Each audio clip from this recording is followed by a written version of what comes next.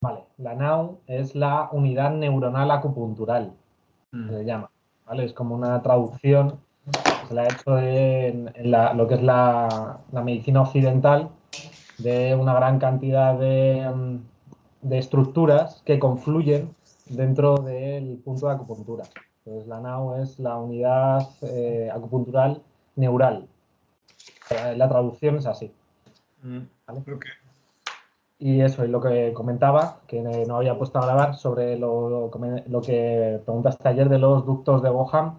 Se le llama como un sistema aparte, digamos, de canalización, que en los años 60 el King Boham, digamos que estableció un trabajo sobre el sistema primovascular que se parecía bastante o podría explicar la canalización de los puntos de acupuntura.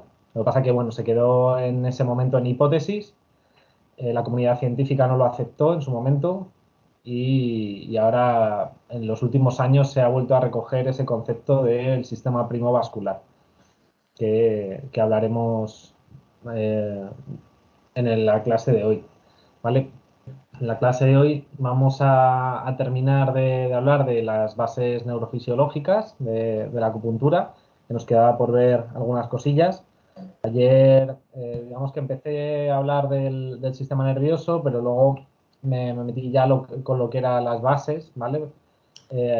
Digamos que invertí el orden y era un poco también para iniciar hoy la introducción a la estimulación neurorefleja, ¿vale? Para que se entienda el concepto de estimulación del sistema nervioso periférico a través de diferentes estímulos, ¿vale? Y no solo a través de agujas, sino también no invasivos, como hacemos en fisioterapia, a través de masaje, a través de las manos, a través de otro tipo de aparatología, ¿vale? Digamos que es un poco el conocimiento de cómo funcionan los impulsos nerviosos y qué es lo que podemos hacer con diferentes técnicas.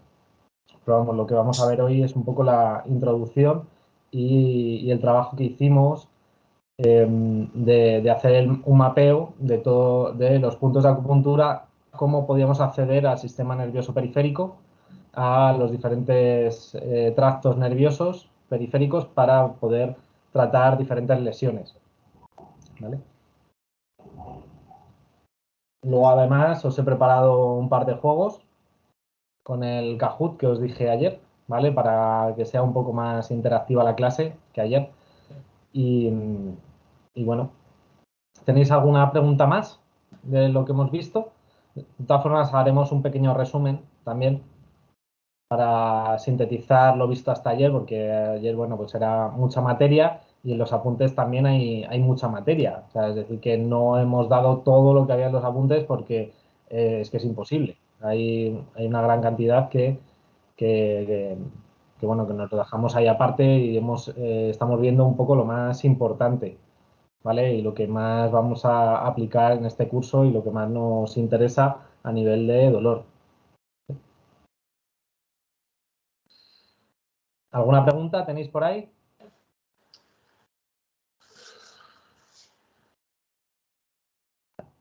Pues vamos a continuar. Ayer me quedé en la parte de la zona fascial, ¿vale? Y voy a continuar un poco, porque me faltó por ver alguna cosa sobre la fascia. Voy a compartir pantalla.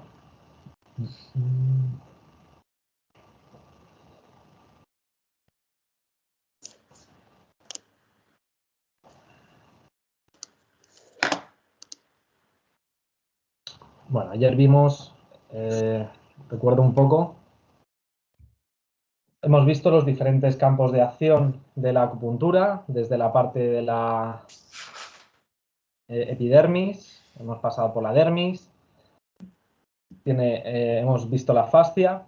Hoy no voy a desglosar toda la fascia, a no ser que termine el temario, pero no creo. Porque ya me meteré con ella las correlaciones de los tendinomusculares con las cadenas fasciales. Eso lo veremos seguramente en el próximo seminario, que es el presencial, y ahí también podremos poner en relación todo lo que hemos visto de las sensaciones de estímulos nerviosos, de las fibras A delta, de las fibras A beta y todo lo que estamos contando, ¿vale? Entonces, voy a recordar un poco la acción que tiene la acupuntura sobre el sistema fascial, que era el otro gran sistema. Ayer nos centramos mucho en el sistema nervioso, ¿vale? Y hoy tenemos que entender qué es lo que da estructura, qué es lo que da también función y qué es poner en relación este gran sistema como es la fascia, ¿no? Que para muchos profesionales también de la salud a veces es como el gran olvidado y en los últimos años se ha redescubierto porque la fascia antiguamente, como os comento, se creía que era anárquica, que era tejido conectivo y que simplemente pues servía de unión entre las estructuras. Y a día de hoy ya sabemos que este tejido conectivo, esta fascia, tiene una función muy importante, además en lo que es la conducción nerviosa. De hecho, como os dije ayer, se le ha denominado como el segundo sistema nervioso, ¿vale?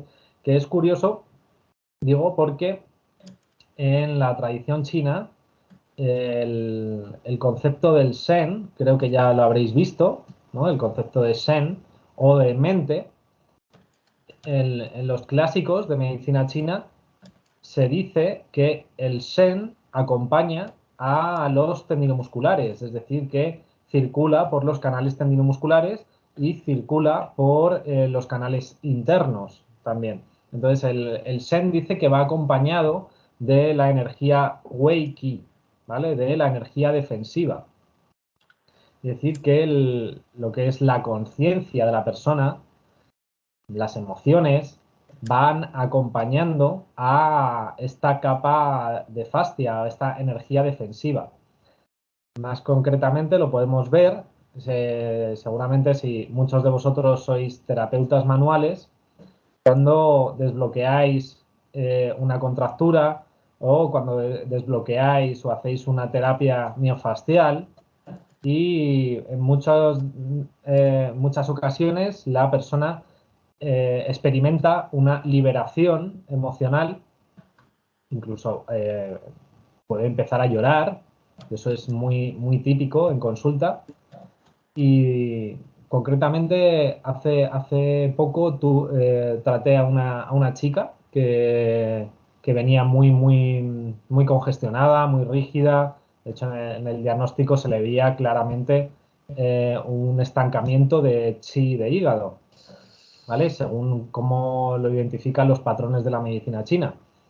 Y ya que, bueno, ha pasado una época de mucho estrés, de mucha incertidumbre, de estar muy tensa. Entonces, cuando le hice la terapia, bueno, le puse un punto de vesícula biliar 34 y fue impresionante porque se le empezó a mover las agujas, empezó a vibrar, pero empezó a vibrar toda la pierna.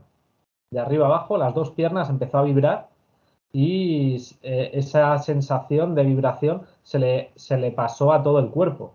Empezó a vibrar en la camilla, como liberando toda esa tensión que llevaba acumulada durante meses. Y bueno, pues ya en ese momento ya le dije, bueno, te voy a dejar un poquito sola aquí con tu exorcismo y, y es posible que llores, ¿vale? Que no te extrañe y es posible que esta tarde pues que estés un poco removida a nivel emocional. Y así fue.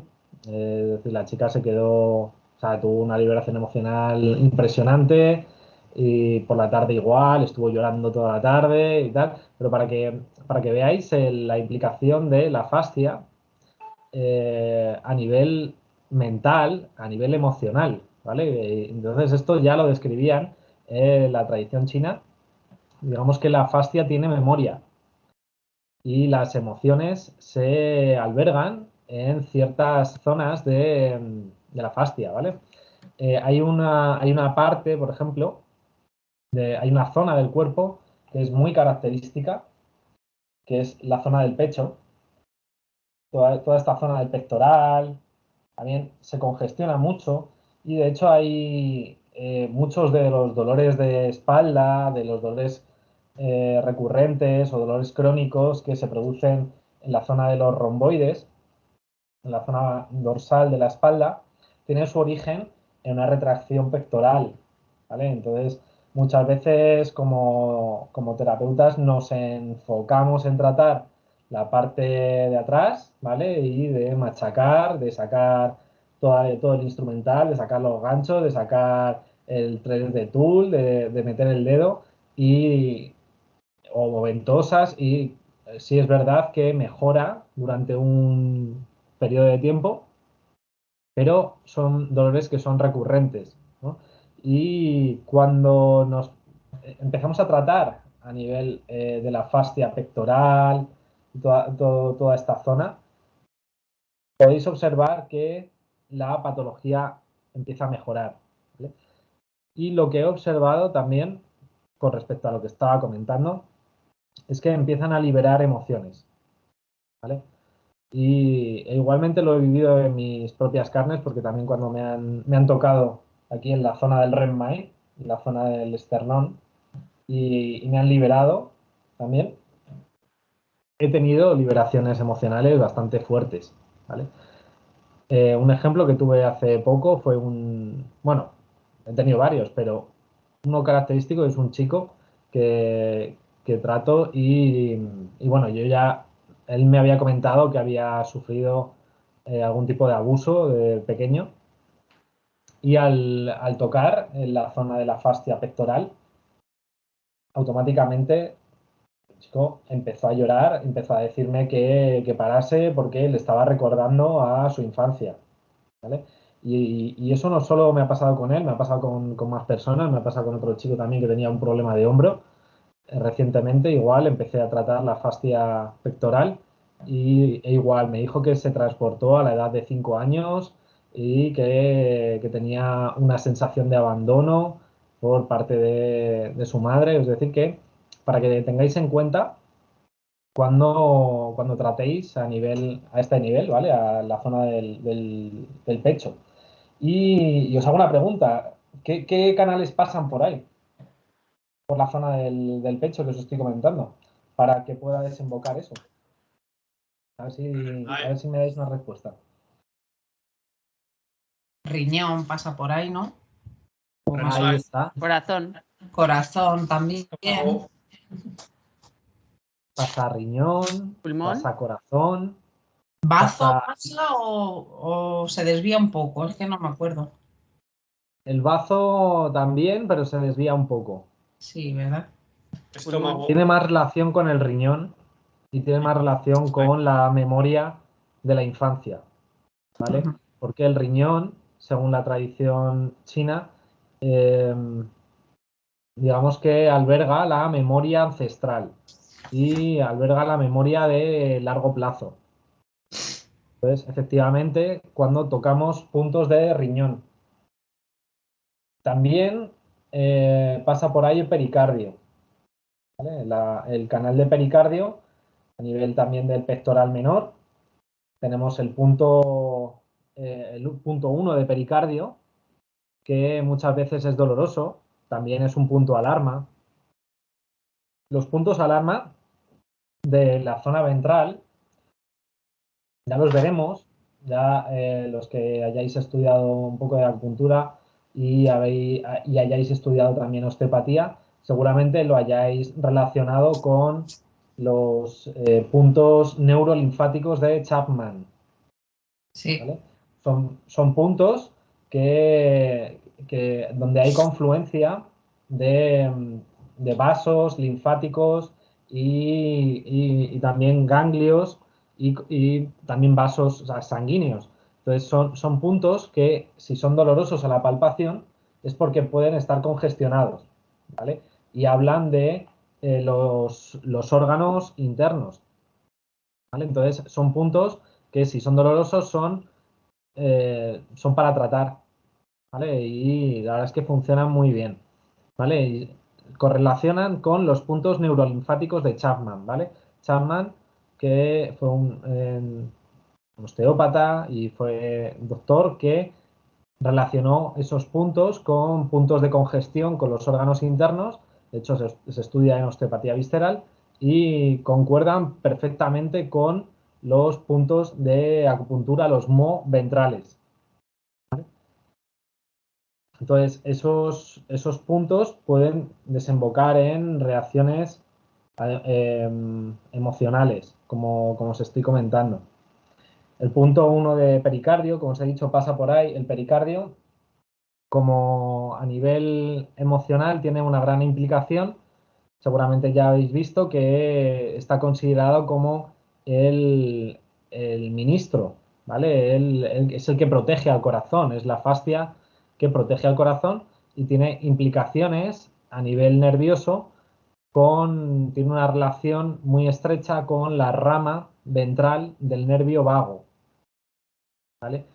Que precisamente, según nuestra evolución como Homo sapiens, se ha visto que esa rama no estaba presente al principio. Es decir, que según fuimos evolucionando, esa rama ventral del vago se fue desarrollando.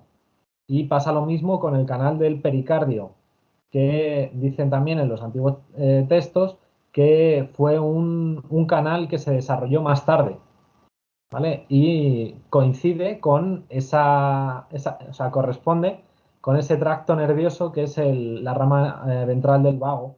Esa rama ventral del vago tiene implicaciones a nivel emocional y a nivel de gestual y a nivel de reconocimiento facial, ¿vale? Es lo que nos permite diferenciar a distancia si una persona es amiga o si es enemiga.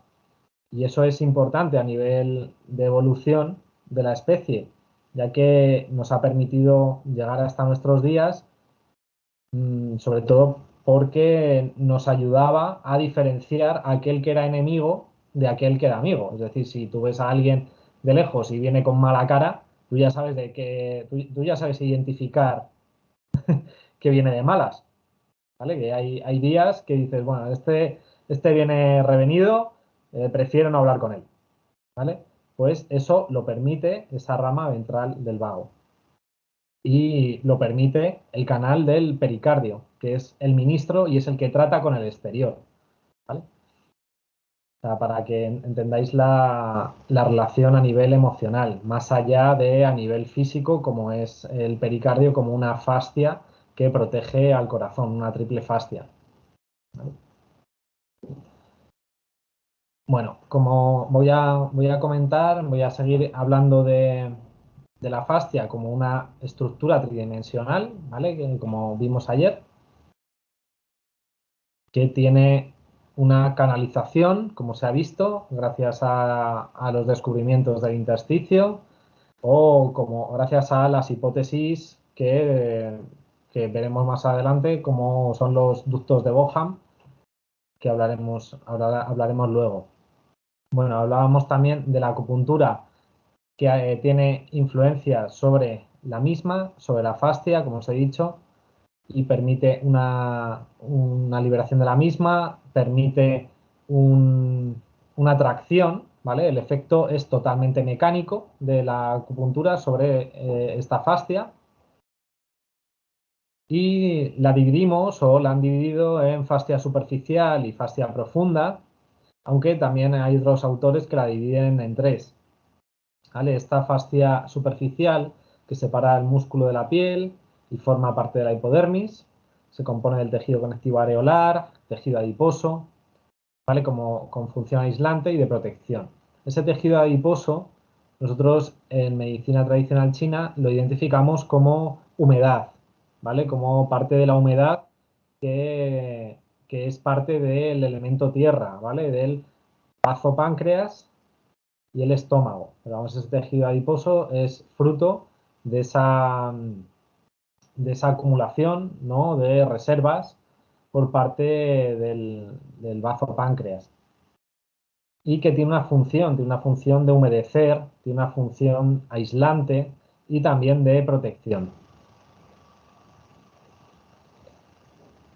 Siempre de la medicina china, la humedad, que en muchos de los casos se piensa que es dañina, al contrario, ¿vale? La humedad es necesaria para que se den todos los procesos celulares, todos los procesos de transformación.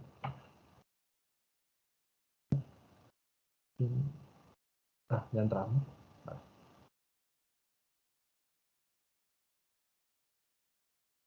Vale. Hablamos de lo que es la fascia profunda, ¿vale? La fascia profunda que está formada por el tejido conectivo denso y regular y que reviste a los músculos con funciones similares. Dentro de esta fascia sirve de canalización a los nervios, vasos sanguíneos y linfáticos. Y de esta fascia profunda se dice que se extienden en 3 capas, ¿no? Otra vez en 3. Esta fascia tridimensional se divide en 3, otra vez. De ahí la importancia de pensar en ese triple recalentador, ¿vale? Entonces, esta fascia se divide en epimisio, perimisio y endomisio, ¿vale? El epimisio sería la parte más externa, formada por el tejido conectivo denso y regular, y que envuelve al músculo completamente, ¿vale? Que es como hace el paquetito. O sea que va envolviendo todo. El perimisio, que digamos son los diferentes paquetitos, y rodea grupos de 100 o más fibras musculares y las va separando en fascículos. Y luego el endomisio, que va recubriendo cada fibra muscular, ¿vale? Dentro de esos paquetitos están las fibras musculares y el endomisio las va recubriendo también.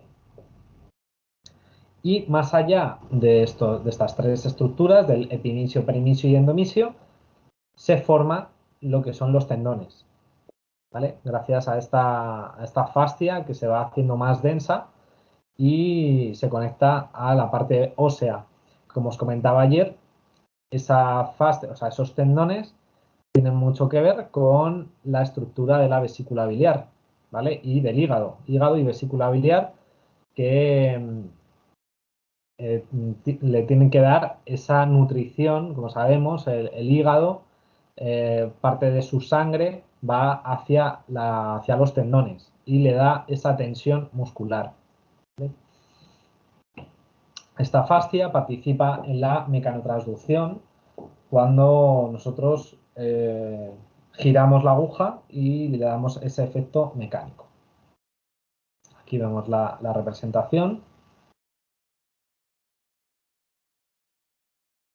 ¿vale? El epimisio, que sería lo que rodea al músculo entero, el, eh, perdón, sí, el epimisio, el perimisio, que sería lo que va rodeando cada grupos musculares de 100 fibrillas, y el endomisio, que va recubriendo cada fibra muscular y se van dividiendo en fascículos. Y toda esa fascia, ¿vale? Esas 3 fascias van más allá conformando lo que sería el tendón, que va hacia la zona del periósteo y se inserta en el hueso.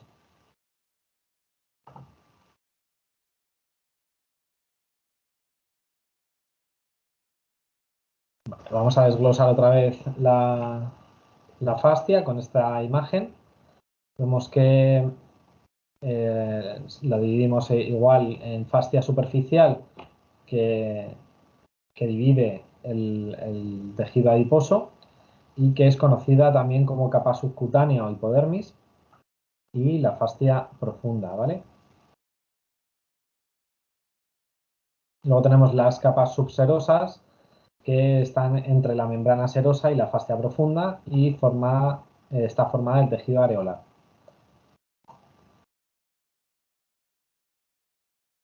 Bueno, este lo vimos ayer, lo repito, para que se os quede en la cabeza como una metáfora de la piel del limón, o la parte blanca del limón, o de cualquier estructura tiene su sistema fascial, igual una cebolla. También tiene su pequeña telita que va uniendo las diferentes partes. aquí con el concepto de biotensegridad, que ahora también lo veremos más en profundidad. ¿Vale? Bueno, os he puesto aquí parte del abstract de uno de los estudios de la doctora Helen Langevin, ayer la nombré, que es una de las doctoras que más ha investigado sobre la correlación que hay entre los canales de acupuntura y los tabiques intermusculares y el tejido conectivo y los diferentes estímulos que le damos a través de la aguja y, y esa sensación de chi, como llama la tradición china, ¿no?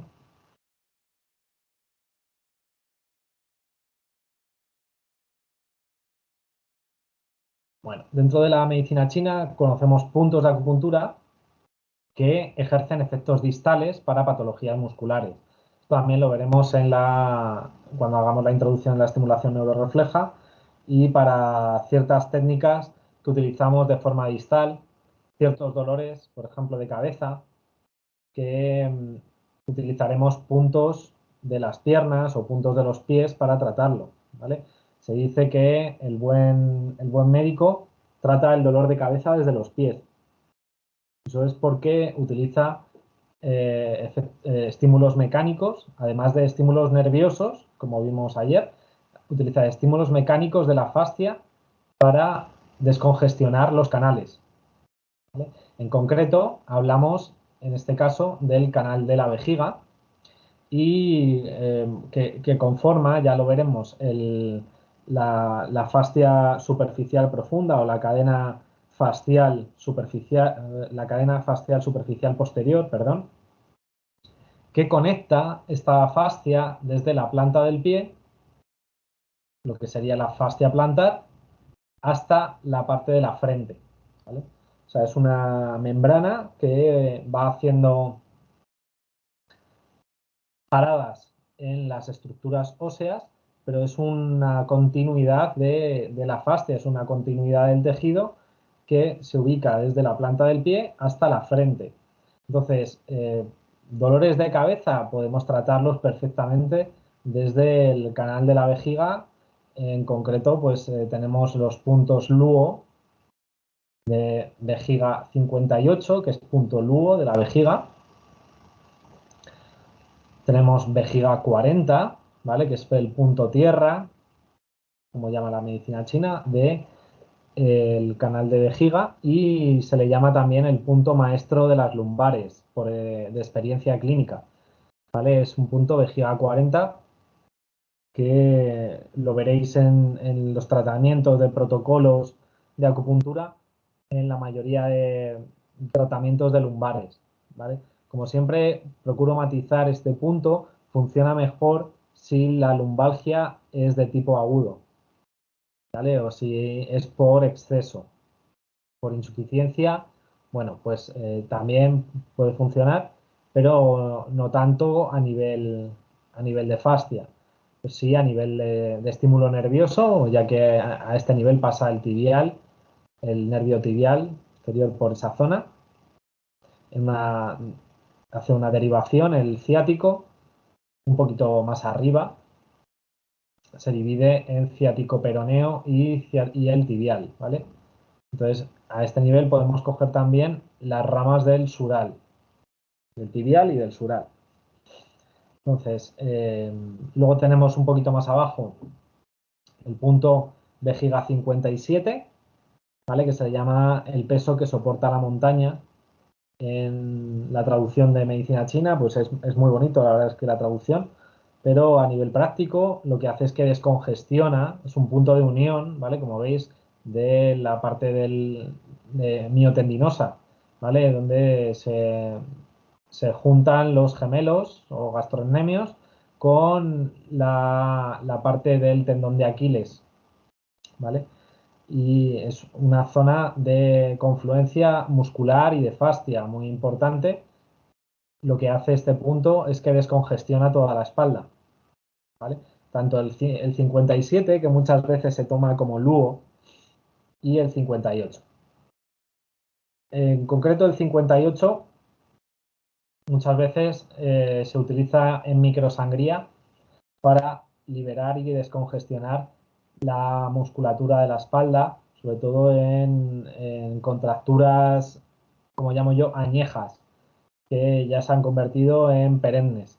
¿Vale? Hay veces que hay contracturas que también se forma como una miogelosa, ¿vale? Porque directamente se hace gelatina la parte la zona de la espalda. Digamos que hay un estancamiento de líquidos que podríamos identificar como humedad dentro de la medicina china. Se produce ese estancamiento de líquidos y son contracturas que por más que las aprietes no desaparecen. Entonces, el utilizar este tipo de puntos a nivel distal va a ayudar a descongestionar toda esa zona. Y sobre todo, si en muchos de los casos podemos hacer una microsangría. Matizo, como siempre, la microsangría tiene que ir en relación a la estación en la que estamos, ¿vale? Como ya os hablé ayer de los ciclos circadianos, igual según las estaciones hay canales que se encuentran en insuficiencia o en exceso o que tienden hacia la insuficiencia o el exceso. Entonces, cuando finaliza el invierno, que es la época de mayor actividad de la espalda, es decir, del canal de la vejiga y del riñón, cuando finaliza el invierno y empieza la primavera, no es recomendable, según la medicina china, hacer microsangrías en este canal, ¿vale? Para que lo tengáis en cuenta. Más allá de eso, se pueden hacer perfectamente y funcionan muy bien.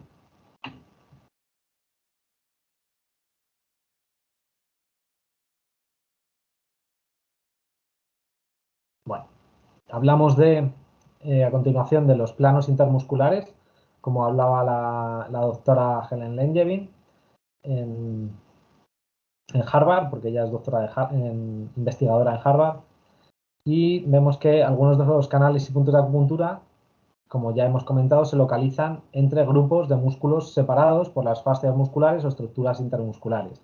A veces no es el plano intermuscular, a veces es el septo que hay en el mismo músculo. Como veis, alguno de los puntos, por ejemplo, de estómago 40, que muchas veces dicen, bueno, si lo has puesto en el tibial anterior. Digo, no, es que hay una zona de hendidura en el tibial anterior que corresponde a un septo del mismo, ¿vale? O sea, quiere decir que no siempre van dentro de diferentes músculos, sino hay veces que van en el mismo músculo, pero en los septos, ¿vale? Pues cuando la aguja se inserta en el plano intermuscular con abundante tejido conectivo, penetra primero en la dermis, luego tejido subcutáneo y posteriormente en el tejido conectivo intersticial profundo.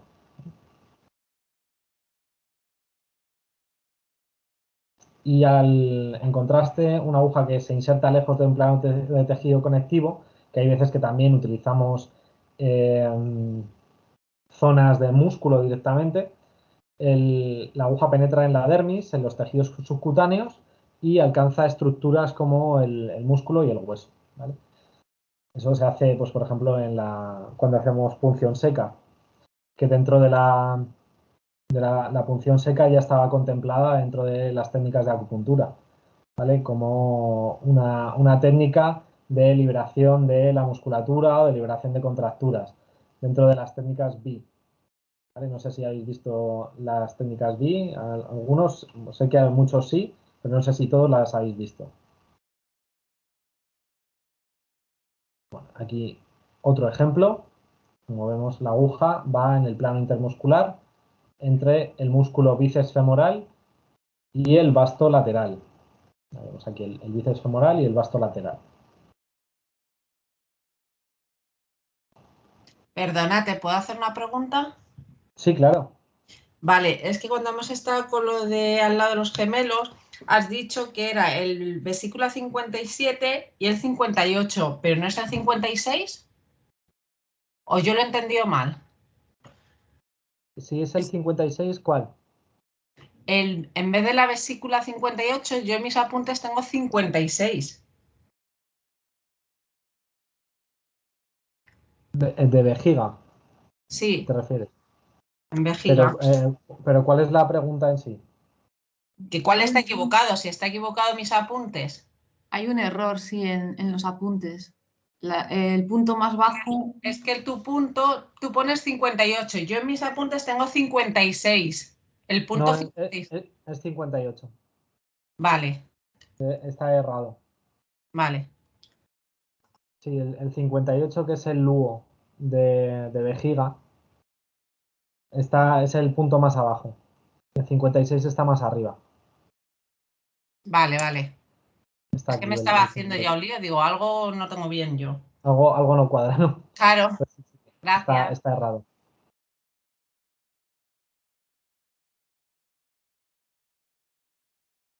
Bueno, ayer vimos, igual, finalizamos ayer con el modelo que estableció la doctora Langevin de tracción de esa fascia y activación de los mecanorreceptores con las consecuentes liberaciones de endorfinas, de modificaciones de la matriz extracelular y de neuromodulación de los tractos nerviosos implicados, ¿vale?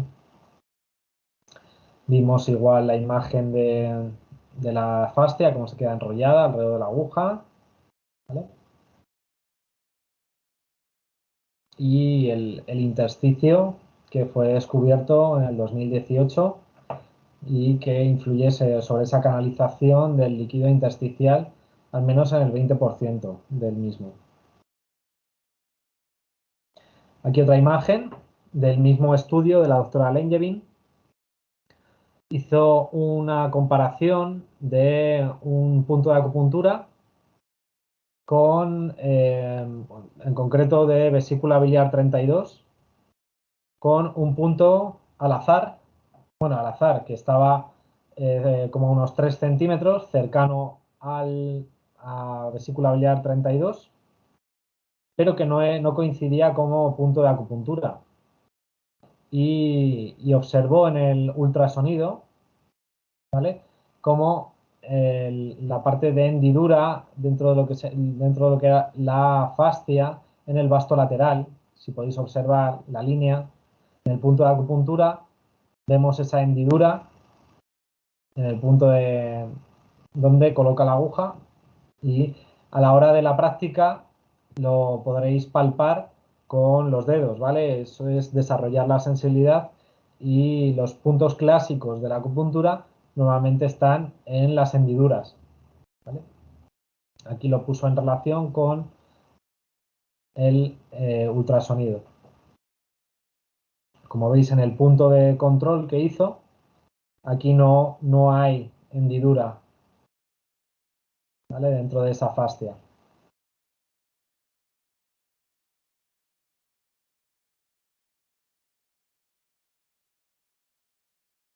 Esto nos ayuda a identificar y a darle más valor a nivel científico a esta localización de los puntos, para que se vayan estudiando más y se vayan teniendo más en cuenta, ¿vale?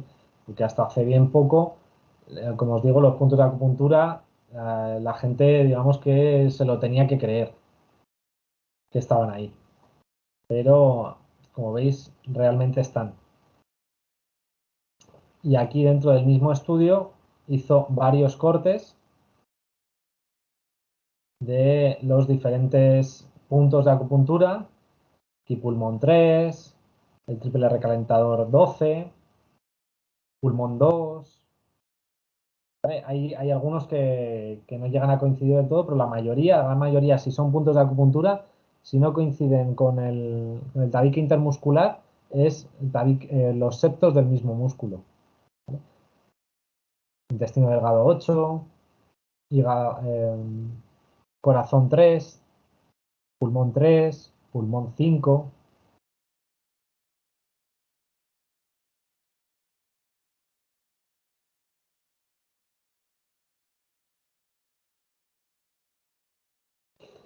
Bueno, vamos a hablar un poco también del efecto que tiene la acupuntura en el mecanismo de acción en el músculo.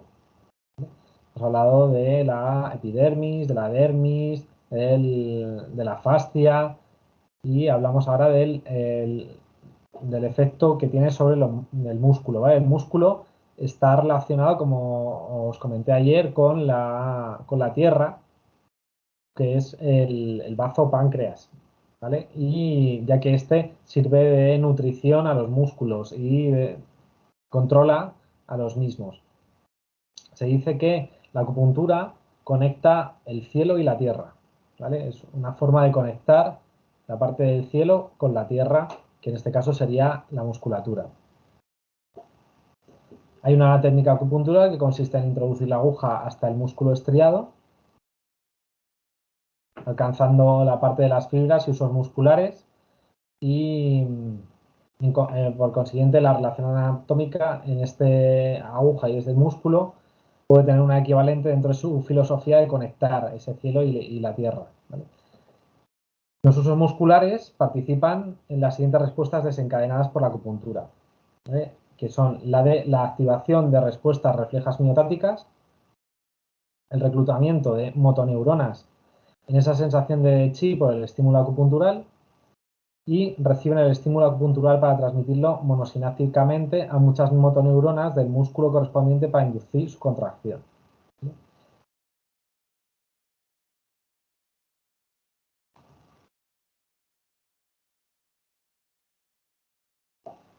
Entonces vemos el mecanismo de acción que tiene en el músculo,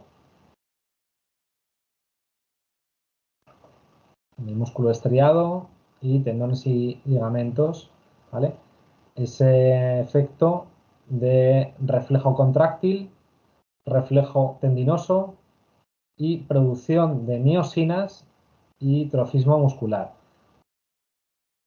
Esa producción de miosinas se ha observado que es de un gran beneficio a todos los niveles, ¿vale? Incluso a nivel de prevención de tumores, ¿vale? Prevención de cáncer y en muchas de las patologías de tipo diabetes, por ejemplo.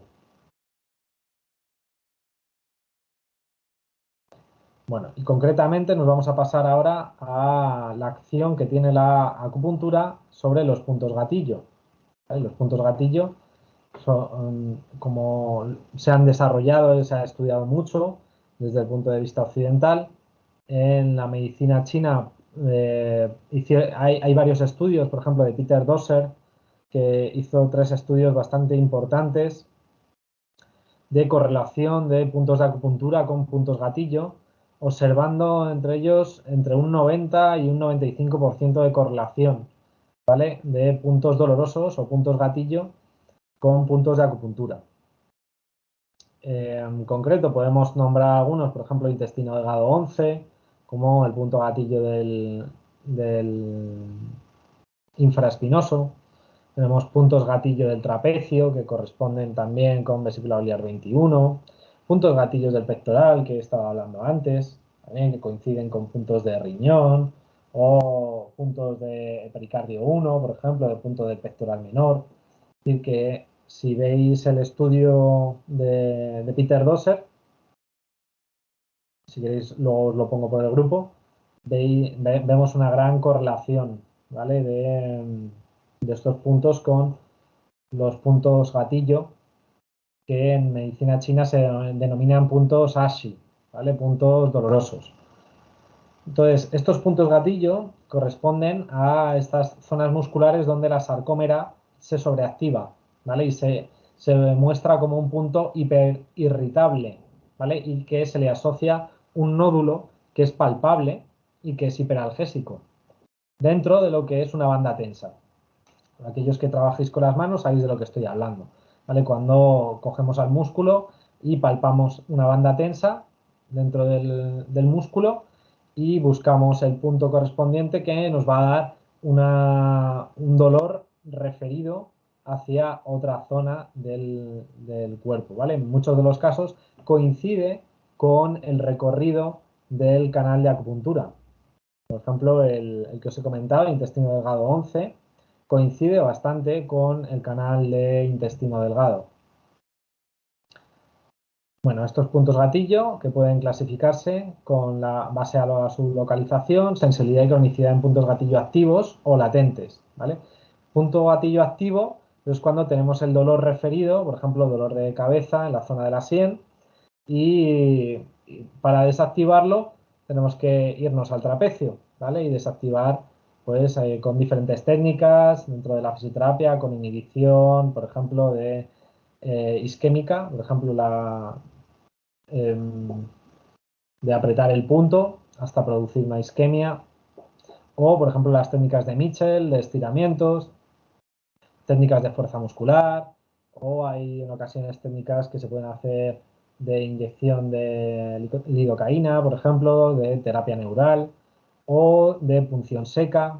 El caso es desactivar esa placa motora en disfunción, esa placa sensitiva del nervio, perdón, que está provocando ese dolor, ¿vale? Y cuando desactivamos, por ejemplo, con una punción seca o cuando le damos con la aguja, hay una respuesta muscular, ¿vale? Hay un REM, se le llama, un reflejo miotático, y una posterior relajación del mismo.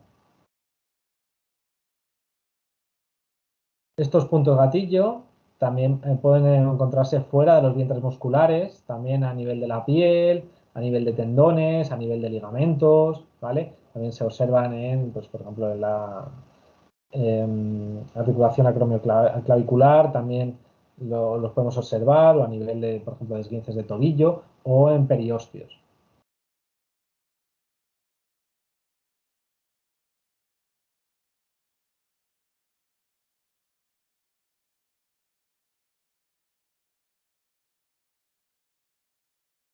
Bueno, aquí tenemos la imagen de punto gatillo, que ya seguramente lo conoceréis. Como hemos comentado antes, tiene esa banda tensa que es palpable en el músculo.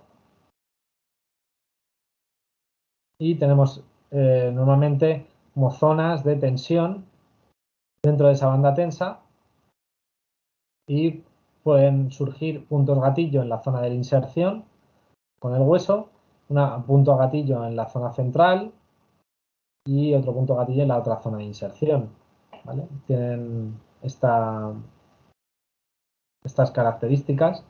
Como veis, aquí coincide con el intestino delgado cuando apretamos en alguno de estos puntos que corresponden con estos puntos gatillo.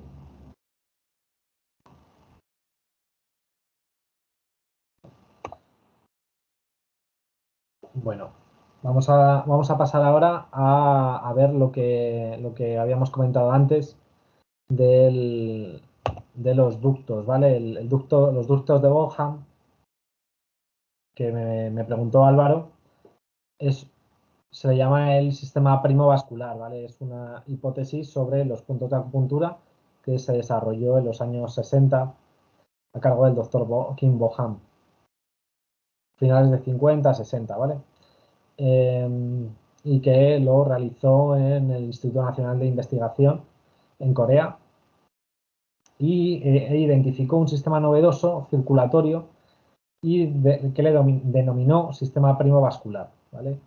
Y este sistema está formado por los corpúsculos de Bonham y los ductos de Bonham. Hizo diferentes técnicas histológicas en los que pudo evidenciar estos conductos, estos ductos y estos corpúsculos, ¿vale? Que se localizaban a nivel de la piel, se localizaban intravascularmente dentro de los vasos sanguíneos, las arterias, en las venas, en los vasos linfáticos y a nivel extravascular, ¿vale? Localizados en el exterior y a lo largo de los vasos sanguíneos, formando una red que él denominó ese sistema primo vascular. Entonces, coincide bastante con lo que dice la medicina china sobre la relación de los canales. Es decir, que podría ser bastante... Lo que pasa es que en su momento se lo tiraron para atrás la comunidad científica y quedó un poco en el olvido, pero en los últimos años, como os digo, se ha rescatado ese concepto del sistema primo vascular y podría dar estructura a los canales de acupuntura, al margen de lo que ya se ha descubierto, eso sí, del sistema intersticial. Entonces, este sistema primovascular, estos ductos de Bonham, a nivel de los órganos, están distribuidos sobre la superficie de estos órganos internos con múltiples ramificaciones. Y se han identificado en el interior de los órganos, lo que coincide también bastante con estos canales de acupuntura. Dentro del sistema nervioso, en el encéfalo y médula espinal, así como en los nervios periféricos también.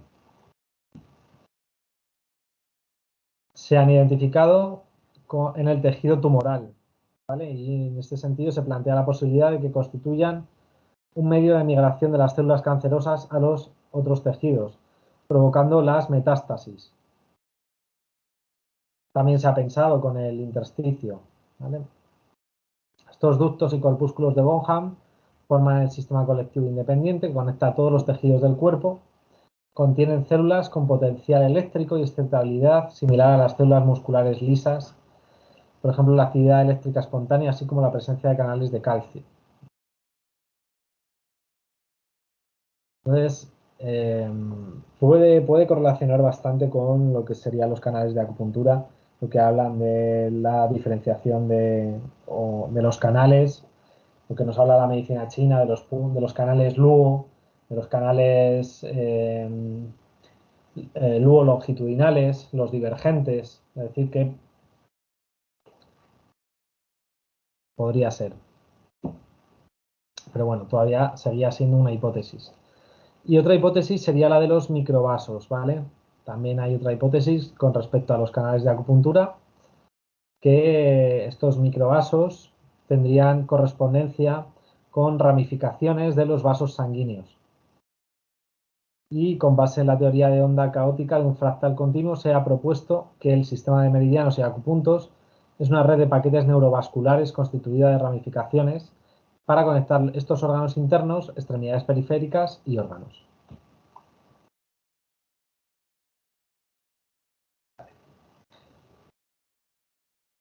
Hablamos un poco de la mecanotransducción y estos efectos y mecanismos en el sitio de punción y manipulación, ¿vale? Con respecto a las diferentes estructuras de la epidermis, la dermis, tejido subcutáneo, hipodermis, el músculo, ¿vale? Y lo que es la fascia en sí. Esta mecanotransducción constituye un proceso de transmisión o conversión de esta fuerza mecánica proveniente del medio o matriz extracelular y que va a desencadenar respuestas bioquímicas intracelulares para producir respuestas de adaptación al medio.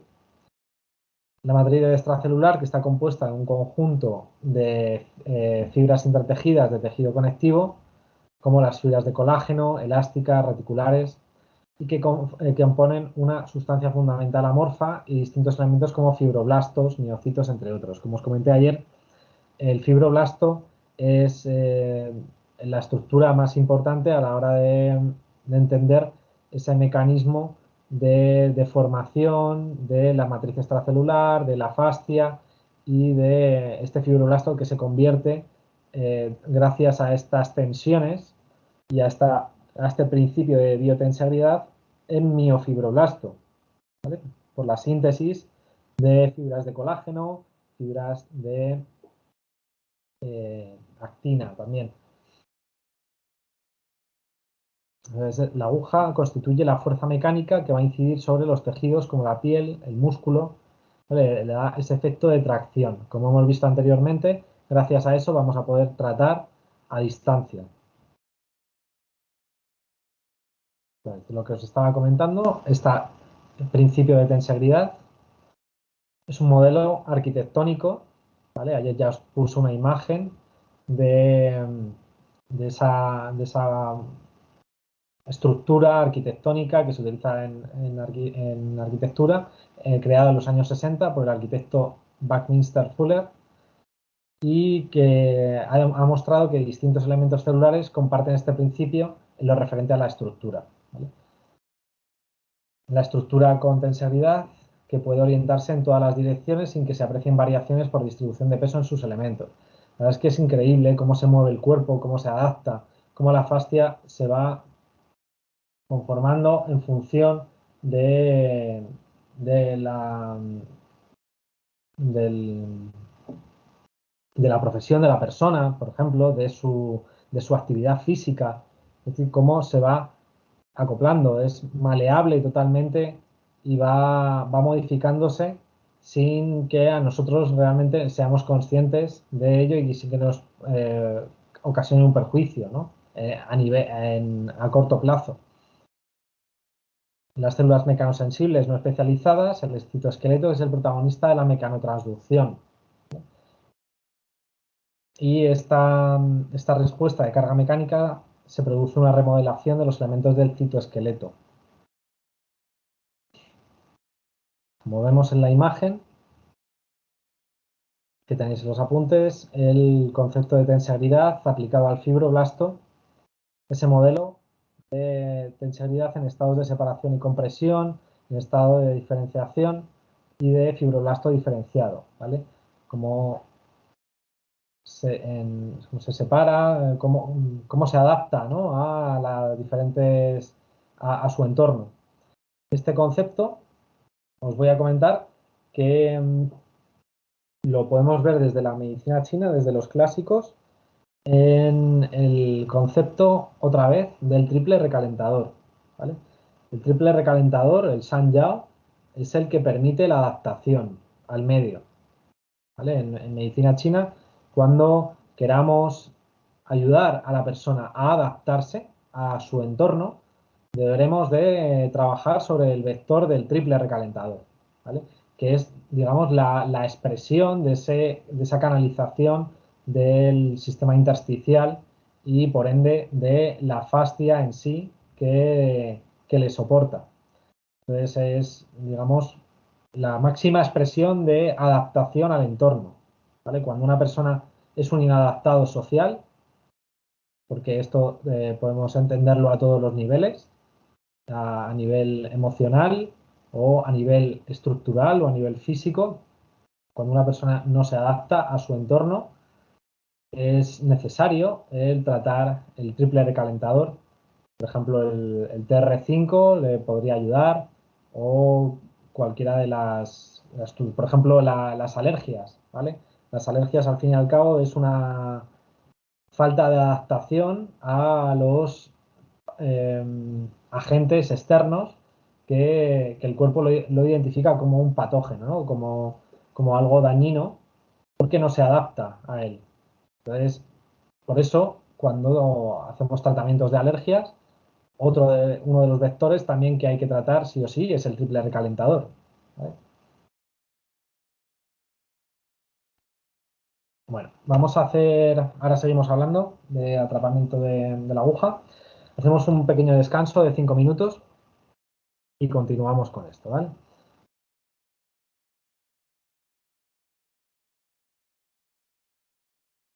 Detengo la grabación.